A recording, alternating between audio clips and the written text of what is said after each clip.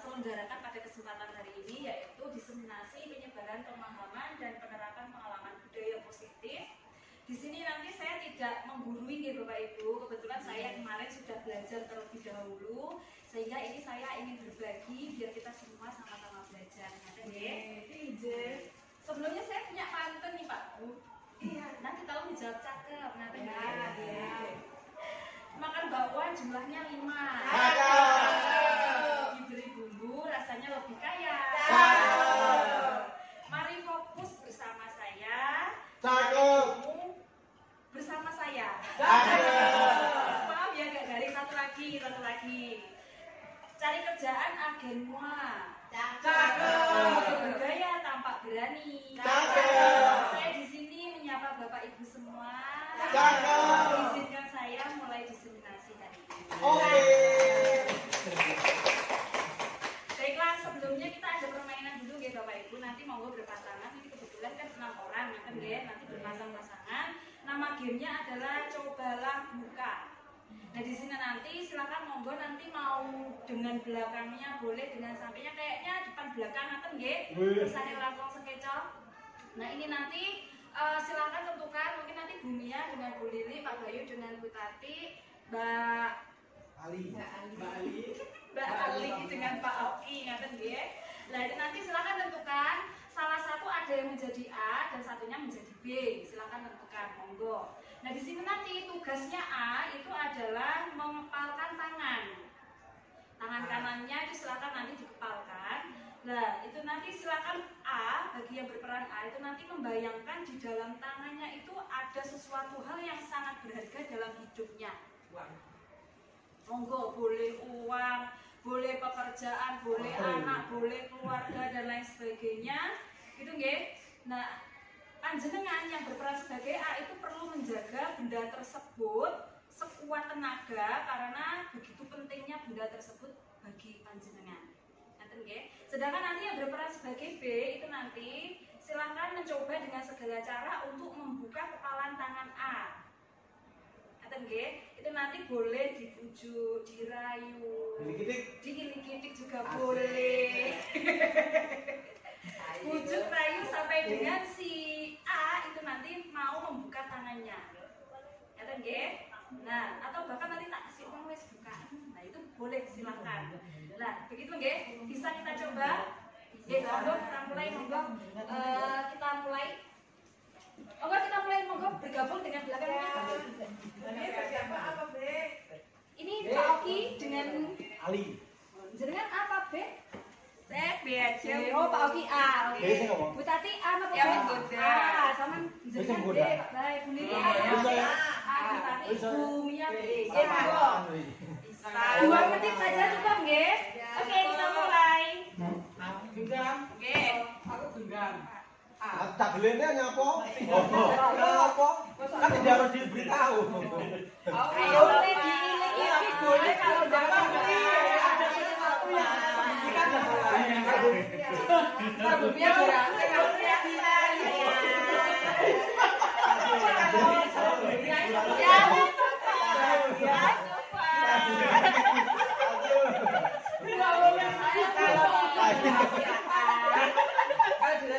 Kalau dirahasiakan, dunia tidak bisa membantu ada di bawah. Kenapa tak buka aku ini?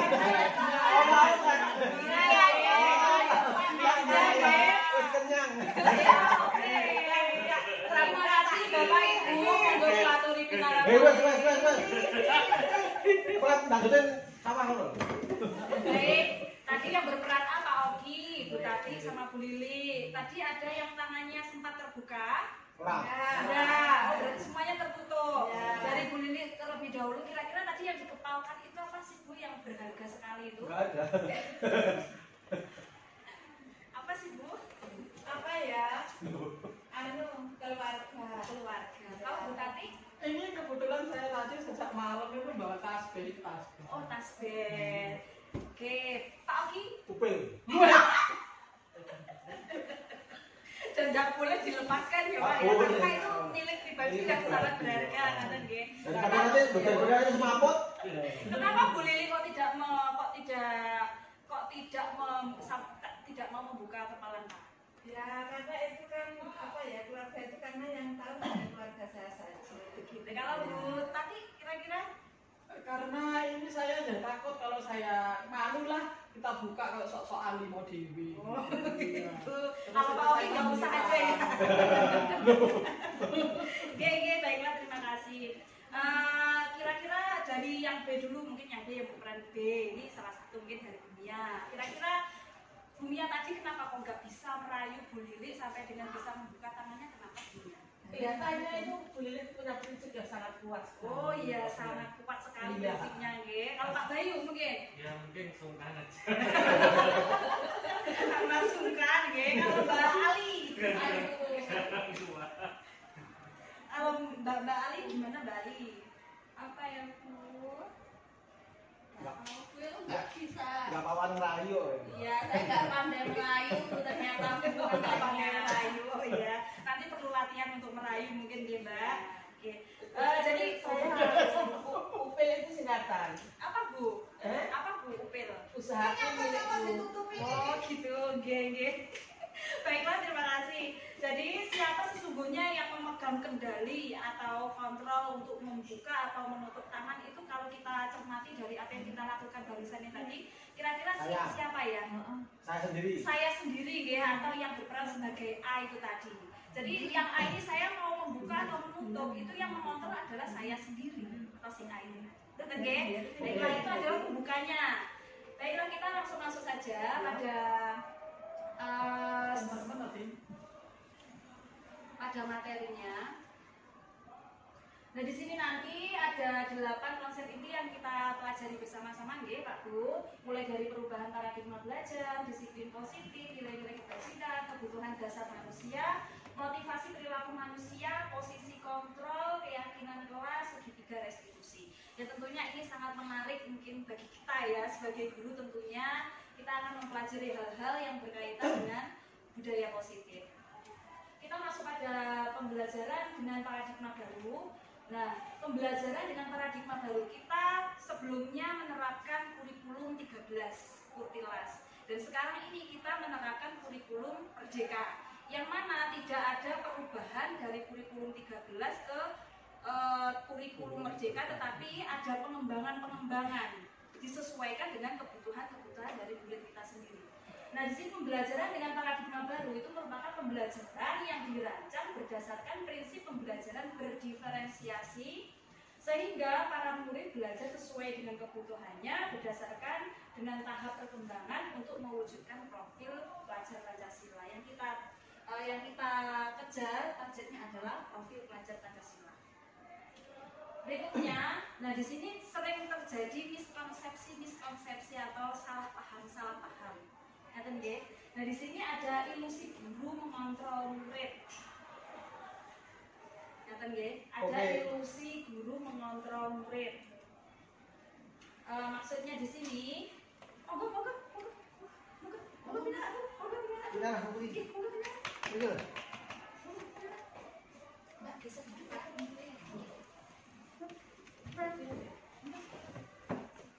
Nah, ilusi guru mengontrol murid di situ. Terima kasih atas kehadirannya. Nah, di sini pada dasarnya kita tidak dapat memaksa murid. Kalau kita mengikuti aturan dari kurikulum Merdeka, kita itu tidak boleh memaksa murid.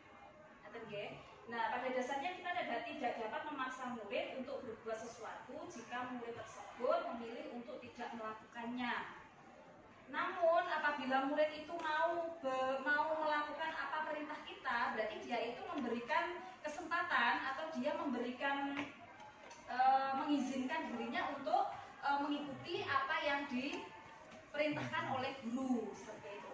Nah, ini yang kedua, ilusi semua penguatan positif, efektif dan bermanfaat. Penguatan positif, kalau kita pernah belajar tentang behavioral, penguatan ada penguatan positif dan ada penguatan negatif. Yang mana penguatan positif itu bisa mempertahankan perilaku, kalau kita pelajari dulu. Nah, akan tetapi di sini terjadi ternyata penguatan positif itu tidak efektif atau kurang bermanfaat untuk mempertahankan suatu perilaku yang kita inginkan terhadap murid. Jadi ada ada hal lain yang lebih efektif daripada sekedar memberikan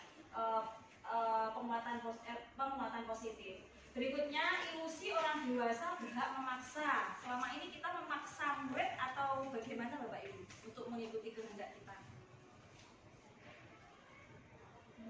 Memaksa, Mbak Ivon memaksa. Mungkin yang lainnya? Orang. Saya punya harap gini, manuto. Itu enggak? Melihat situasi dan kondisi, ngaten nggih. Situasi kondisi yang seperti apa Bu Lili kira-kira?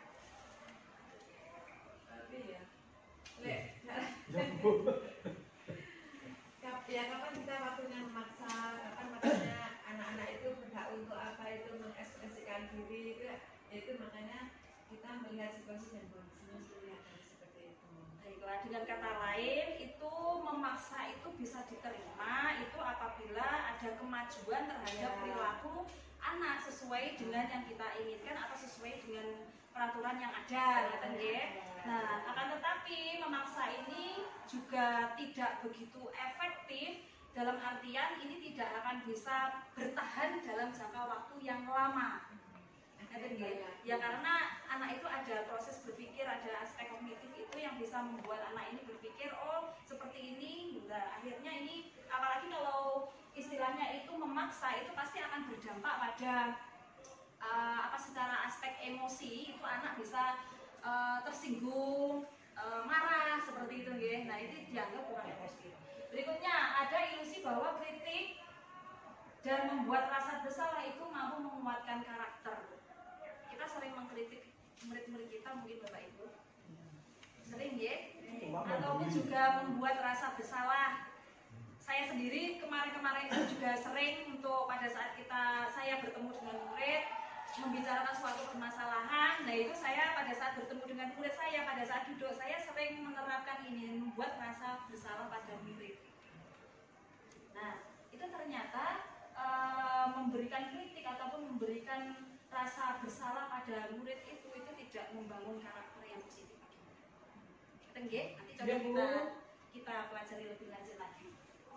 Berikutnya mengubah paradigma stimulus respon ke pendekatan teori kontrol. Nah, di sini stimulus respon ini mungkin kita bisa temukan pada kurikulum-kurikulum sebelumnya, mulai dari KTSP sampai dengan kemarin itu kurikulum 13 juga masih menerapkan ini. Nah, untuk teori kontrol ini harus kita terapkan pada kurikulum Merdeka ini. Nah, ini pada stimulus respon realitasnya kebutuhan murid itu dianggap sama. Jadi kita menganggap murid itu di kelas sama kebutuhannya. Sedangkan pada teori kontrol, nah kebutuhan murid itu berbeda-beda sesuai dengan karakteristik dari masing-masing murid. Semua orang melihat hal yang sama. Sedangkan pada teori kontrol, setiap orang memiliki gambaran yang berbeda. Kita mencoba mengubah orang agar berpandangan sama dengan kita. Jadi kita mengubah murid kita sesuai dengan pandangan kita. Kalau pada teori kontrol, kita berusaha memahami pandangan murid itu tentang dunia. Berikutnya, perilaku buruk dilihat sebagai suatu kesalahan. Sedangkan pada teori kontrol, semua perilaku itu memiliki tujuan.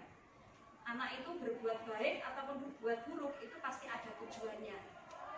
Berikutnya, orang lain bisa mengontrol saya. Kalau pada teori kontrol, hanya saya yang bisa mengontrol diri saya.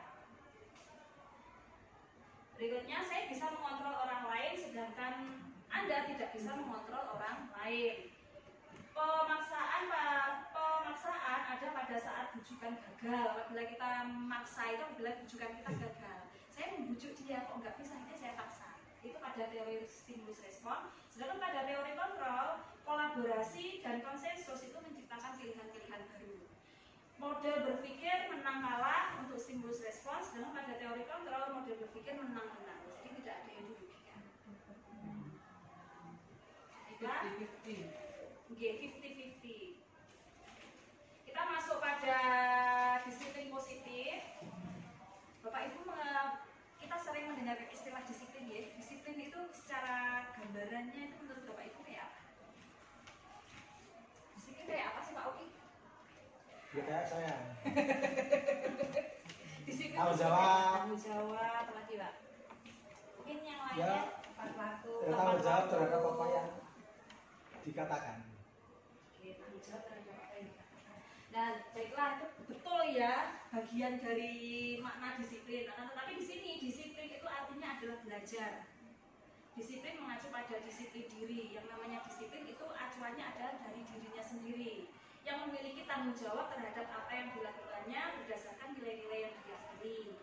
Disiplin positif itu merupakan salah satu cara penerapan disiplin yang bertujuan untuk menumbuhkan kesadaran serta pemberdayaan murid tanpa imbalan atau penghargaan ataupun ancaman dan juga hukuman. Itu disiplin positif karena berasal dari internalnya murid. Sebagai pendidik, tujuan kita adalah menciptakan murid yang memiliki disiplin diri sehingga mereka berperilaku mengacu pada nilai-nilai kebajikan universal dan memiliki motivasi intrinsik dalam perubahan perilaku ke arah yang lebih baik. Oke. Berikutnya ada nilai-nilai kebajikan. Di sini saya nilai-nilai kebajikan ini merupakan nilai yang disepakati bersama, nilai-nilai yang ada di sekitar kita yang kita sepakati secara bersama-sama, terlepas dari adanya suku bangsa, agama, bahasa maupun latar belakang lainnya. Nah, di sini saya mencontohkan nilai kebajikan ini. Di sini sebenarnya banyak sekali, tapi saya mencontohkan 3 saja.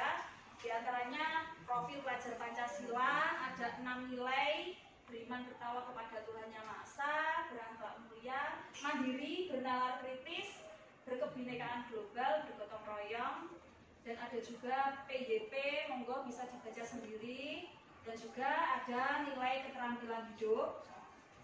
Nah, ini dapat dipercaya, lurus hati, dan seterusnya. Monggo dibaca sendiri. Ini adalah contoh-contohnya ya. Nah, Ya Bu. berikutnya kebutuhan dasar manusia. Nah, di sini segala sesuatu yang kita lakukan itu adalah untuk memenuhi kebutuhan dasar kita. Segala tindakan yang kita lakukan ini memiliki tujuan. Kita melakukan tindakan apapun pasti ada tujuannya. Dan semua usaha terbaik yang kita lakukan adalah dalam rangka agar kebutuhan dasar kita itu dapat terpenuhi. Nah, kebutuhan dasar itu ada 5. Nah, di sini menurut Glaser ya, ini mulai dari kebutuhan bertahan hidup. Ini kebutuhan bertahan hidup ini di antaranya sandang, pangan, papan, keamanan, kesehatan, terus kasih sayang dan rasa diterima, diperdulikan, berbagi, kerjasama, menjadi bagian dari kelompok. Itu merupakan bagian dari kebutuhan kasih sayang dan diterima, penguasaan, kebebasan, dan juga kesenangan.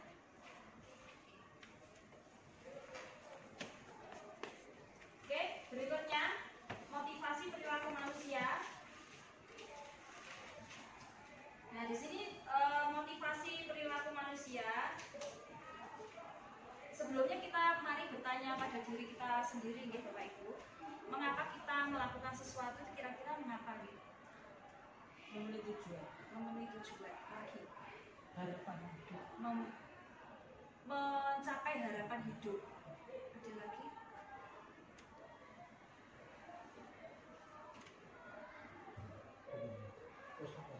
Oke. Mencapai tujuan Karena tuntutan keadaan. karena adanya tuntutan keadaan. Baiklah. Berikutnya, apakah kita melakukan sesuatu tersebut itu ada dorongan dari lingkungan di sekitar kita? Ada. Kira-kira apa kalau Mbak Ivon? Kalau melakukan sesuatu itu pasti harus memikirkan dulu bagaimana keadaan kita melakukan itu, apakah akan lancar atau ada halangan atau seperti apa. Harus memikirkan langkah kita bagaimana agar tujuan kita bisa tercapai secara maksimal. Oke, jadi ada aspek berpikir antisipasinya juga, ya.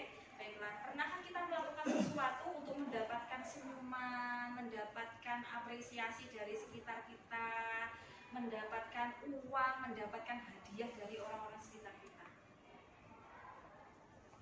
Kita melakukan sesuatu karena ada sesuatu hal yang ingin kita kejar, pernah nggak? Pernah, nggih? Kalau seperti itu kira-kira termasuk motivasi internal atau eksternal? Internal. Kalau saya melakukan sesuatu karena saya berharap ada imbalan, berarti itu motivasi internal ya? Iya, Dalam diri, karena ada keinginan. Betul? Betul. piala itu termasuk motivasi internal? Bukankah itu eksternal bagian itu? Untuk diri sendiri bisa internal, tapi untuk dampak ke lingkungan bisa eksternal. Baiklah. Oke, nanti kita pelajari lebih lanjut deh. Nanti ada beberapa pertanyaan pernyataan yang kita kupas biar kita nanti bisa lebih memahami lagi. Nah, sebelumnya di sini kita perlu memahami dulu motivasi perilaku manusia itu ada 3 untuk menghindari ketidaknyamanan atau hukuman. Jadi seseorang itu berperilaku A itu untuk menghindari hukuman. Saya tak masuk aja, saya tak rajin aja, saya tak disiplin aja biar saya nggak kena hukuman. Untuk mendapatkan penghargaan atau imbalan dari orang lain. Saya ingin mendapat pujian dari Pak itu loh, saya ingin memperoleh penghargaan dari itu, saya ingin dipandang orang yang, nah seperti itu berarti yang kedua ya, motivasi yang kedua. Terus yang ketiga, untuk menjadi orang yang mereka inginkan dan menghargai diri sendiri dengan nilai-nilai yang mereka percaya. Nah di sini untuk yang 1 dan 2 ini merupakan motivasi ekstrinsik atau motivasi dari luar yang membuat seseorang itu berperilaku, mengambil keputusan untuk berperilaku A atau B, C. Sedangkan untuk yang ketiga ini merupakan motivasi dari dalam diri seorang individu, murid, itu untuk mengambil keputusan berperilaku. Nggih? Nggih. Oh, nggih. Iya. Nggih. Berikutnya ini ada ada 3 hal yang perlu kita ketahui perbedaannya. Ini hukuman, konsekuensi, dan juga restitusi. Nah, untuk hukuman yang kita lakukan, yang mungkin pernah kita lakukan terhadap murid kita itu tidak terencana atau tiba-tiba. Jadi kita melakukan menghukum terhadap murid itu tidak ada perencanaan. Kita lakukan secara tiba-tiba, spontanitas. Murid tidak tahu apa yang akan terjadi atau dilibatkan karena dia tidak dilibatkan. Bersifat satu arah dari guru kepada murid saja. Nah, ini bersifat fisik ataupun secara psikis.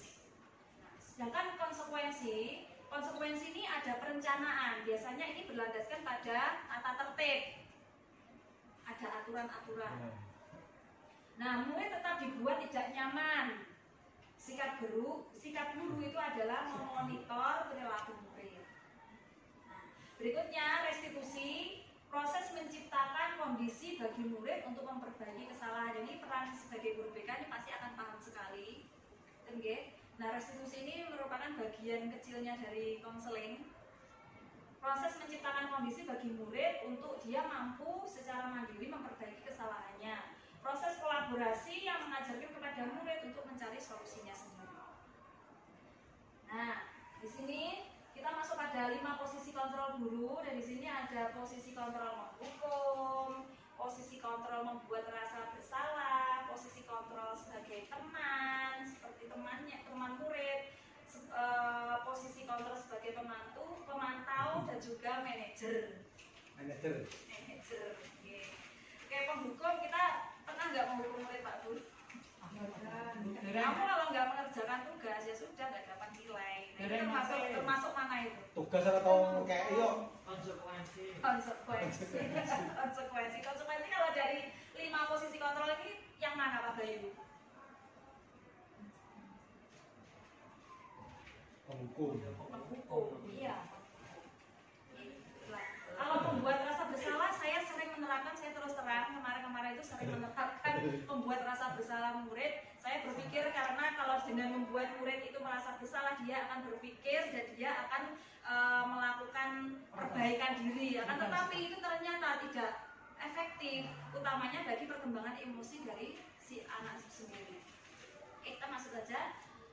Contoh penerapan posisi kontrol guru. Nah, di sini ada kasus murid datang terlambat ke sekolah. Nah, ini kalau sebagai penghukum, biasanya penghukum itu akan memberikan hukuman lari putar lapangan 5 kali. Sedangkan kalau membuat rasa bersalah, berapa kali ibu harus memberitahu kamu selalu saja mengecewakan ibu. Nah, itu mengakibatkan apa? Murid itu menjadi berpikir ya, oh ya, aku kok menjadi orang yang gagal, saya kok nggak bisa sesuai dengan keinginan dari bapak ibu guru itu. Nah, seperti itu. Berikutnya, contoh penerapan ini untuk yang posisi kontrol sebagai teman. Nah ini guru bisa mengatakan, ayo dong patuhi aturan sekolah, tolong bantu ibu sekali ini. Ya sudah, tidak apa-apa, lain kali jangan diulangi lagi ya. Nah ini posisi kontrol sebagai teman. Sedangkan sebagai pemantau, nah ini berdasarkan pada peraturan sekolah yang ada.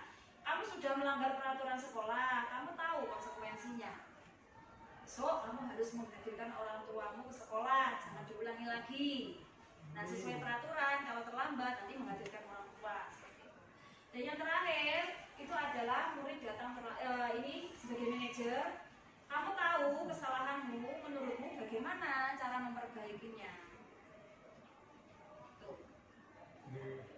Oke, baiklah, kita ada kegiatan ini, ada beberapa pernyataan yang mungkin nanti bisa kita Membuat rasa bersalah itu. monggo ini saya punya sticky note Pak Bu. Ya, nanti dari setiap pernyataan yang ada di situ, nanti monggo silakan dituliskan ini termasuk posisi kontrol yang mana. Ngerti nggih? Nggih. Kita mulai aja dari yang pertama, posisi kontrol apakah tadi sudah diingat nggih apa saja 5 posisi kontrolnya? Sebagai penghukum, pembuat rasa bersalah, teman, pemantau, atau manajer. Kita masuk pada pernyataan yang pertama. Saya kecewa sekali dengan kamu. Membuat rasa bersalah. Monggo ditulis Pak Oki. Nama koordinator kuala. Ntar itu jebol peter. Kalah kene denggo lah kok. Monggo. Enake walesan mah.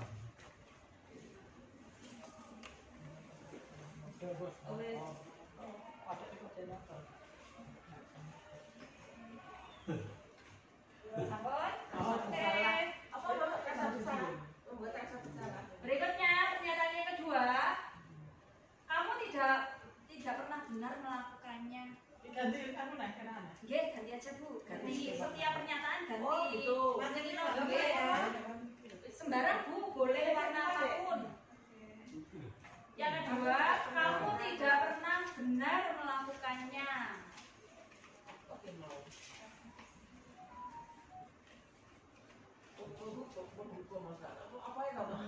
Ada sebagai penghukum, sebagai manajer, pemantau. Apa ya? Membuat rasa bersalah. Ya, sudah. Yang ketiga, apa rencanamu untuk menyelesaikan masalah ini? Apa rencanamu untuk menyelesaikan masalah ini? Ada manajer, ada pembuat rasa bersalah, ada penghukum, ada pemantau. Mantap sih nggih. Bila apa Ahli ya? untuk menyelesaikan masalah ini? Sing Mantap. menurut apa? Manajer. Yang berikutnya, ayolah lakukan demi ibu ya. Ya, sama telur mari. Oh belum, saya ulangi Bu. Telur.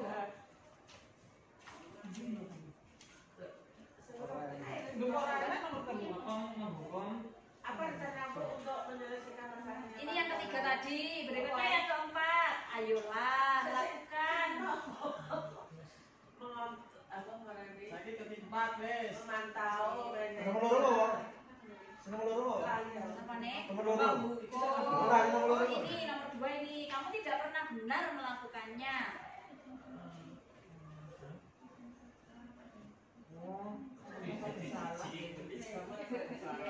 Yang ketiga, apa rencanamu untuk menyelesaikan masalah ini?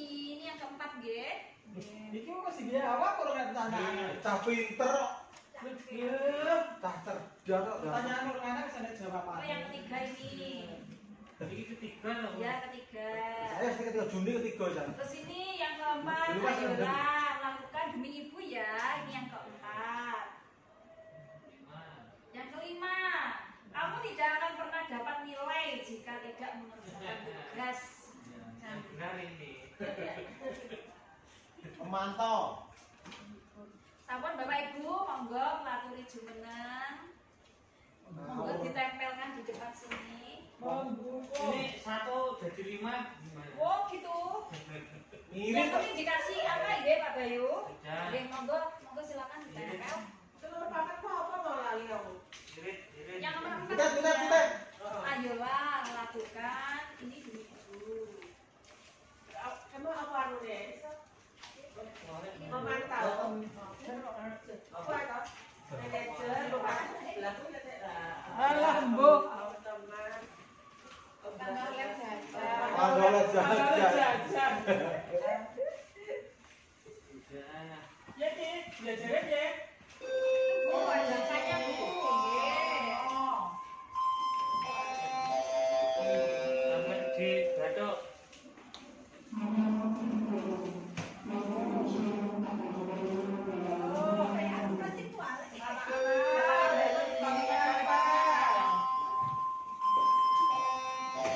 Tulis lagi saja.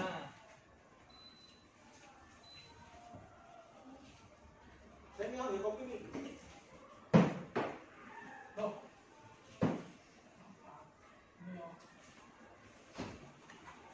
Terima kasih Bu.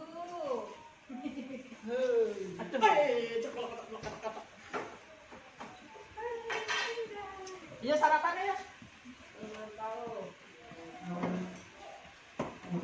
Ini nyate mainnya. Harus nggak jajan dulu, Mbak. Amin. Oke, terima kasih. Berarti mau di.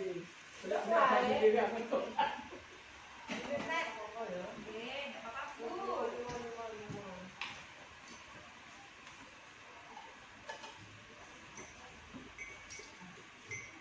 Oke, berikutnya Pak Bu belum selesai.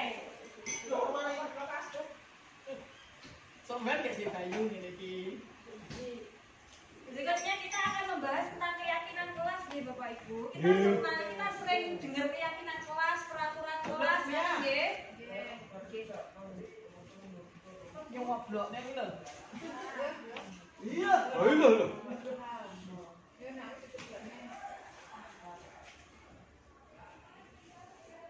Orang kelas ada yang di sini. Lalu, akhirnya pada kelasnya menunjukkan. Ditambahi keju. Nggih. Orang kasih ini. Mana ada yang apa enggak? Ada yang apa?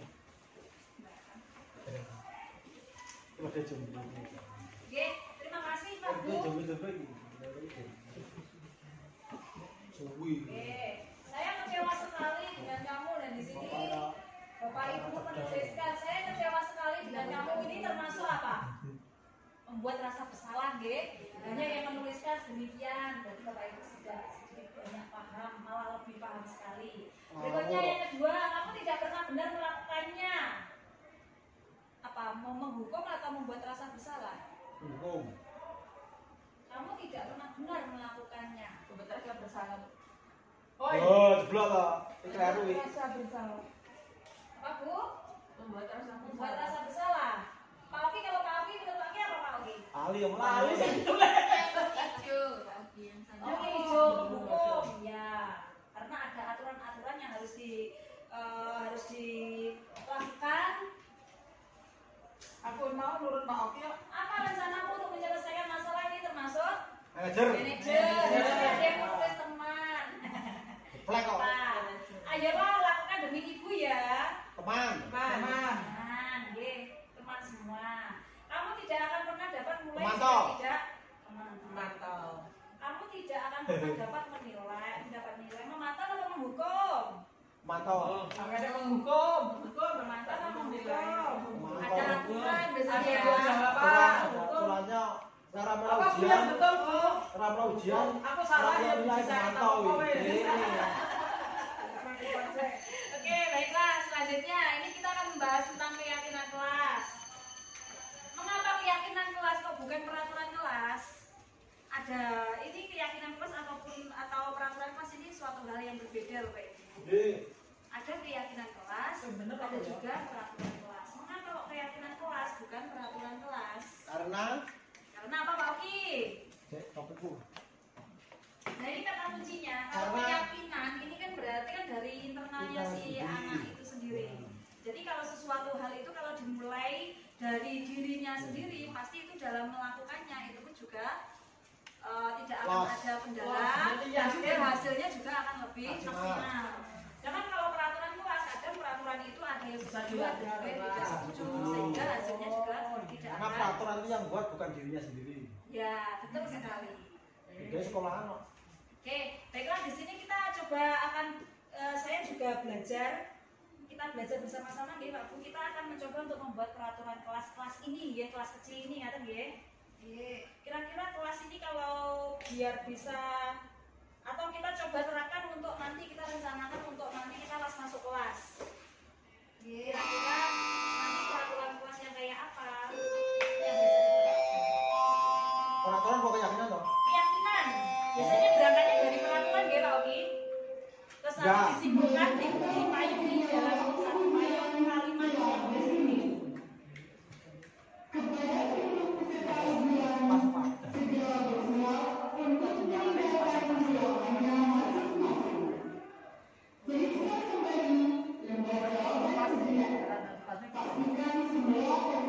Lokasi masih ada nggih Bapak Ibu? Masih oke. Baiklah ini Kurang dulu.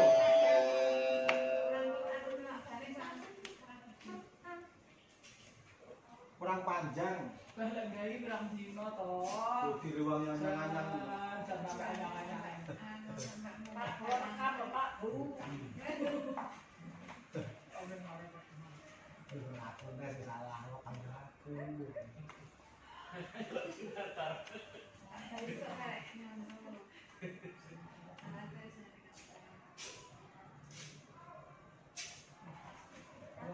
Sampai itu enggak Pak Bu ini untuk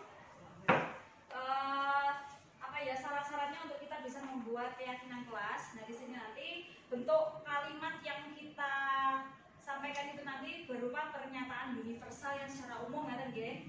Nah ini untuk pembentukan keyakinan kelas itu sifatnya abstrak. Keyakinan kelas itu abstrak, tidak langsung spesifik gitu tidak, tapi bisa dimaknai lebih banyak lagi berupa pertanyaan atau pernyataan yang universal. Pernyataan universal dibuat dalam pernyataan positif, tidak boleh ada kalimat unsur kalimat negatif di dalamnya. Sedikit saja, nggak usah banyak-banyak, 3 sampai dengan 7 saja biar mudah diingat dan bisa diterapkan dengan baik sesuai dengan kondisi kelas dan sekolah sehingga mudah diterapkan. Jadi kita kalau di kelas kita lihat karena setiap kelas itu kan berbeda, iklimnya budayanya berbeda, kita sesuaikan dengan kelas kita masing-masing. Semua warga kelas atau warga sekolah, kalau kita konteksnya kelas dilibatkan semuanya. Jadi setiap siswa itu punya hak untuk ikut serta dalam membuat. Nah ini saya sebelum kita praktek ke situ, kira-kira keyakinan kelas ini kenapa kok harus ada Pak Bu? Untuk apa atau sebenarnya keyakinan kelas ini? Kondusivitas kelas. Untuk kondusivitas kelas dalam proses pembelajaran. Dia berjalan dengan baik dan Mungkin dari Bapak Ibu yang lain untuk kenyamanan di kelas. kenyamanan di kelas. Apalagi? Bu, ada? Sepakat. Baiklah. Betul Pak Oki? Hah? Betul? Oh, betul. Terima kasih. Terus kira-kira kesepakatan kelas ini efektifnya itu diterapkan pada saat kapan nggih Pak Bu? Apakah per akhir pembelajaran seperti ini bagaimana Mbak Sita? Sebelum pembelajaran. Berarti setiap pembelajaran itu kita selalu membuat kesepakatan kelas. Enggak sebelum. Jadi pertemuan pertama di tahun ajaran baru. Ya, paling efektif seperti itu nggih di awal tahun ajaran baru. Di awal Ya, awal belajar ada apa-apa. Coba nanti tahun ajaran baru kita praktekkan Terus nggih. setiap pembelajaran membentuk kesepakatan ada apa-apa, tapi judulnya idem gitu. Sama aja ya Bu. Dan ini nanti kesepakatan kelas itu kan akan digunakan selama dia menempuh pada jenjang itu. Nanti mungkin di tingkat berikutnya akan berubah lagi sesuai dengan kebutuhannya anak. Baik Bapak Ibu, belum ini dulu, monggo kita kelas ini pas di kegiatan di sini atau coba kita buat perencanaan pada saat di kelas? Apa di kelas saja nggak ya? Monggo silakan Bapak Ibu tuliskan kira-kira peraturan apa saja atau keyakinan seperti apa yang kira-kira menurut Bapak Ibu itu bisa membuat kelas itu kondusif, monggo dituliskan. Biasanya di kelas itu anak-anak ngapain rame, ada yang HP-an, ada yang waktunya ngerjakan tugas nggak segera dikerjakan. Terus monggo silakan dari panjenengan. Berarti satu jawab. Redaksinya monggo dari jenengan. Berarti satu lembar aja. Boleh, satu lembar boleh, isinya 2, 3 boleh. Dan tadi kan syaratnya tidak terlalu banyak biar bisa diingat dan mudah untuk diterapkan.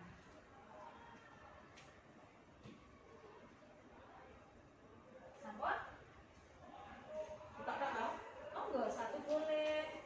Kira-kira dengan satu bisa. Kira-kira peraturannya apa lagi kalau kayak biasanya kelas kotor, ngoten nggih.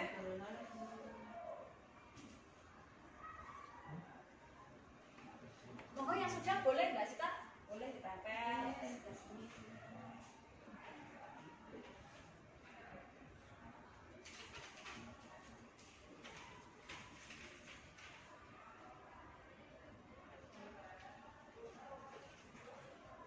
Dan untuk membuat keyakinan kelas ini tidak hanya murid saja tetapi juga ada keterlibatan dari Bapak Ibu guru, karena sejatinya guru itu kan sebagai contoh bagi murid-muridnya.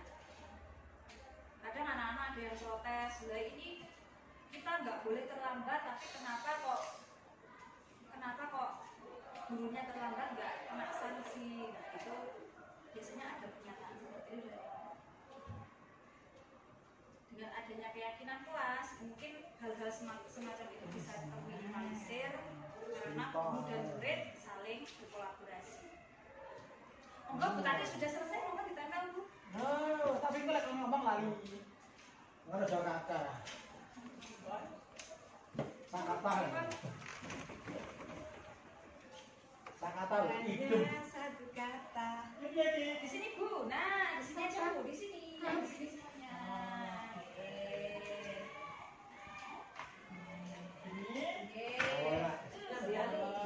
Oh lah, ngopi yuk.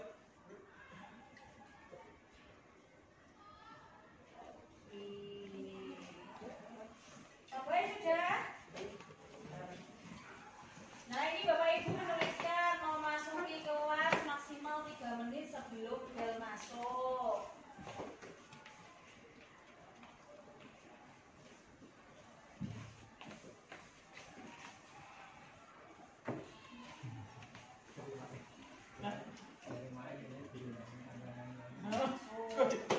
Aku kan nunggu awakmu loh. Selatan. Oke, Bapak Ibu menuliskan masuk kelas maksimal 3 menit sebelum bel. Maksimal 3 menit sebelum bel. Mematuhi tata tertib sekolah, menghargai teman di kelas, mencerminkan situasi bersih nyaman. Kebersihan kelas tanggung jawab bersama. Selama KBM tidak boleh main HP. Kelas selalu bersih, minta izin bila masuk dan keluar kelas, tidak bermain HP saat pembelajaran mengerjakan tugas, jujur, boleh memegang atau menggunakan HP saat dibutuhkan, misalnya untuk kegiatan pembelajaran. Jangan berbicara ketika ibu menjelaskan materi, bersih itu indah. Nah ini kalau kita simpel ini kan masih bentuk-bentuk peraturan, masih bentuk-bentuk peraturan. Nah ini kalau keyakinan kelas sesuai dengan abstraksi yang ada di depan ini tadi, kita harus membentuk kalimat-kalimat menjadi lebih positif. Nah kalau kalimatnya masih memasuki kelas maksimal 3 menit, mematuhi tata tertib. Nah ini apakah sudah termasuk kalimatnya positif apa belum? Coba kita cermati Pak Bu. Masuk kelas maksimal 3 menit sebelum bel masuk. Nah di sini tadi ada beberapa. Ini kalau kita membuat kalimat positif sebagai keyakinan itu redaksinya bagaimana kira-kira? Ya boleh. SPOK. Gimana Bu? SPOK. SPOK bagaimana maksudnya Bu? Ya sudah. Kami murid, jadi bagaimana? Kami murid Mematuhi mematuhi segala apa yang di kesepakatan menjadikan kelas tertib. Kesepakatan. kami murid sepakat untuk tertib di kelas. Nah, tertib itu termasuk masuk tidak boleh terlambat 3 menit sebelum bel. Kadang gitu nggih. Nggih, bagus Bu. Apa tadi Bu? Kami murid Mematuhi. sepakat untuk mematuhi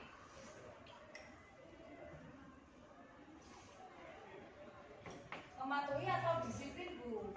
Mematuhi, kalau disiplin ini Mematuhi apa Bu? mematuhi apa yang sudah disepakati bersama. Apa itu Bu? Yang disepakati apa? Sudah disepakati ya tadi loh. Kedisiplinan ya, Bu. Kedisiplinan tidak. Kami murid sepakat untuk disiplin gitu aja ya Bu. Nah, disiplin itu cakupannya terkait dengan kehadiran itu tadi Bu. Terus ada lagi Pak Bu. Kami murid sepakat untuk menjaga kebersihan kelas, kata nggih? Nggih. Masuk nggih? Jadi kita harus membuat kalimat yang positif yang bisa dipahami dan itu bersifat abstrak general. Yang mana nanti secara spesifiknya bisa masuk di dalamnya. Secara umum. Nggih, secara umum.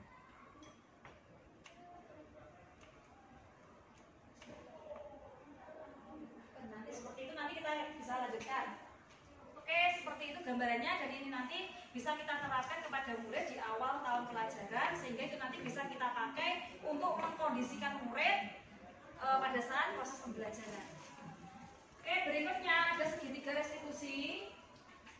Nah, segitiga restitusi ini adalah suatu proses dialog yang dijalankan oleh guru agar dapat menghasilkan murid yang mandiri dan bertanggung jawab. Nah, segitiga restitusi ini ada 3 tahapan, yang mulai dari menstabilkan identitas, terus validasi tindakan yang salah, dan juga menanyakan keyakinan. Nah, ini saya punya video, Pak Bu. Ini kemarin saya menerapkan segitiga restitusi. Pak Bayu, iya Pak Bayu.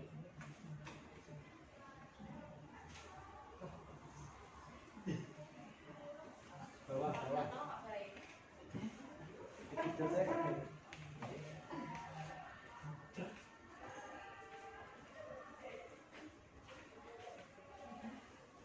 Ini gimana?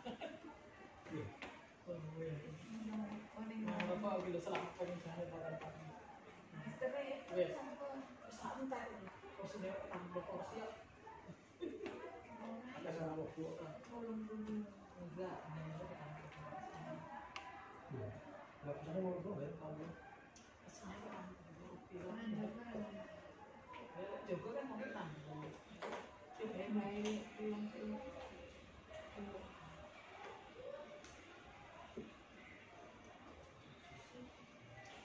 Ya, dari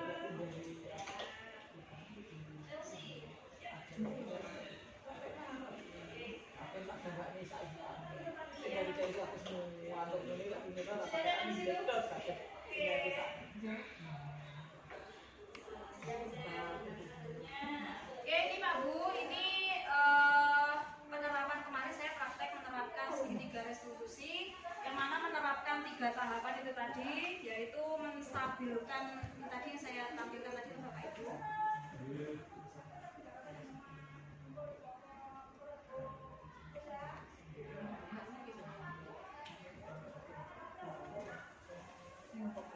Kita tonton aja dulu ya, nanti kita ulas lagi tinggal sedikit.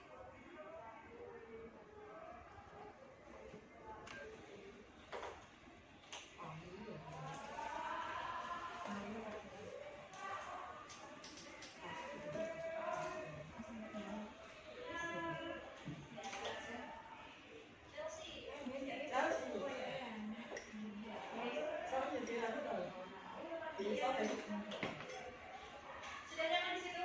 Oke.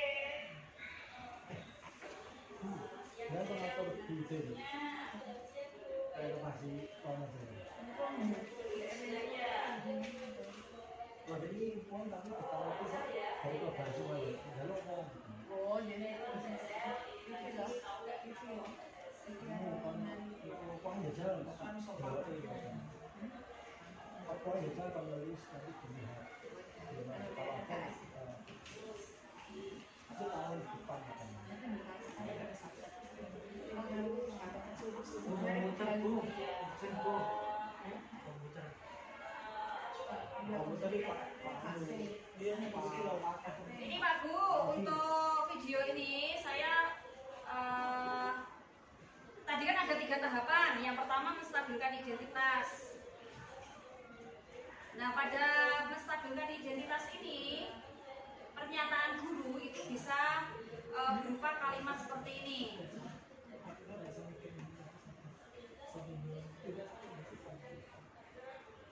orang kamu tuh Bu. Iya tidak.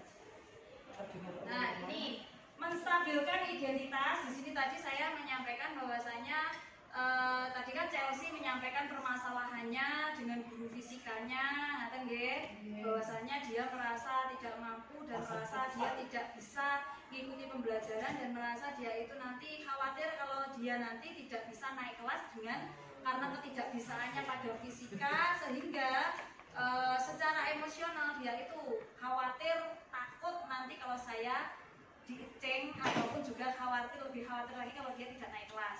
Terus pernyataannya saya sampaikan ini pada menstabilkan identitas. Setiap orang itu pasti mengalami permasalahannya. Yang terpenting bagaimana cara kita untuk memperbaiki kesalahan-kesalahan tersebut. Nah, itu bagian awal dari menstabilkan identitas. Nah, dari sini tujuannya yaitu mengubah identitas gagal dari murid itu ke identitas yang sukses. Jadi kita bisa mengarahkan murid yang awalnya dia terpuruk, merasa khawatir gitu ya, itu menjadi dia itu bangkit untuk mau untuk menyelesaikan masalahnya. Berikutnya untuk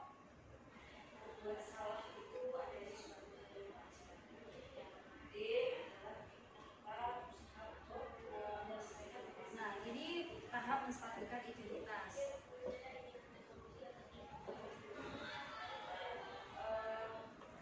Kamu melakukan tindakan tersebut. Nah, ini validasi tindakan yang salah. Kamu melakukan tindakan tersebut, melakukan perbuatan tersebut, pasti ada penyebabnya. Nah, itu masuk pada tahap yang kedua, yaitu validasi tindakan yang salah.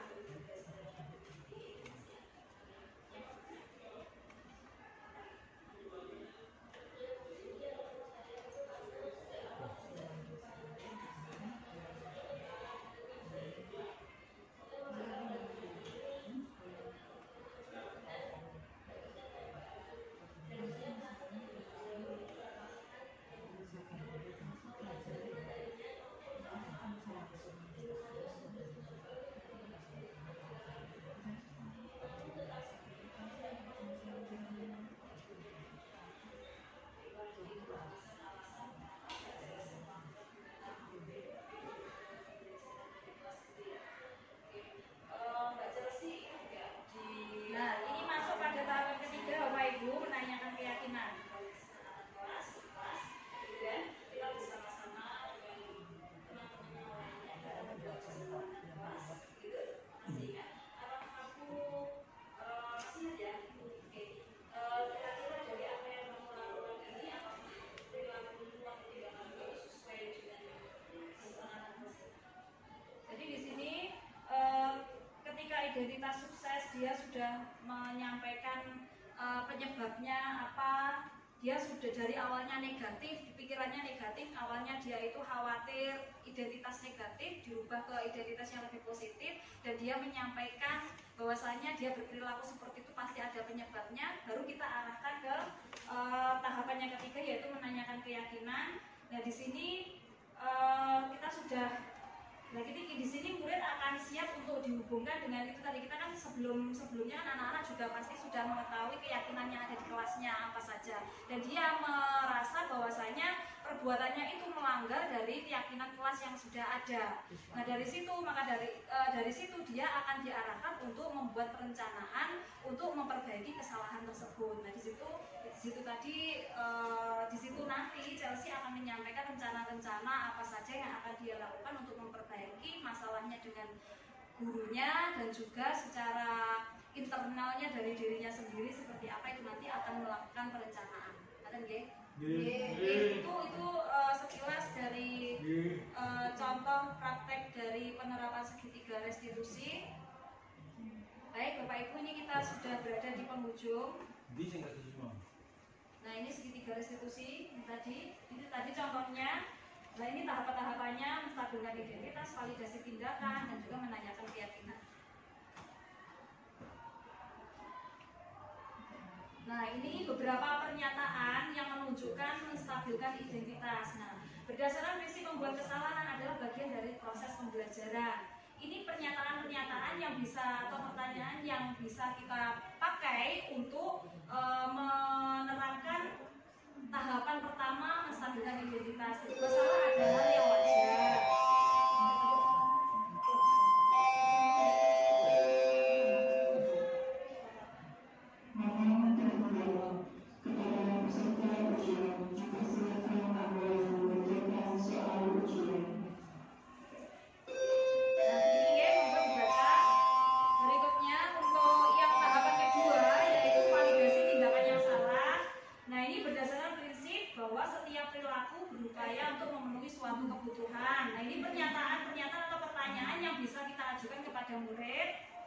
Dan yang ketiga, ini untuk tahapan ketiga yaitu menanyakan keyakinan. Ini berdasarkan prinsip teori kontrol bahwa pada dasarnya kita termotivasi secara intrinsik. Nah ini pertanyaan-pernyataan yang bisa kita gunakan untuk mengarahkan.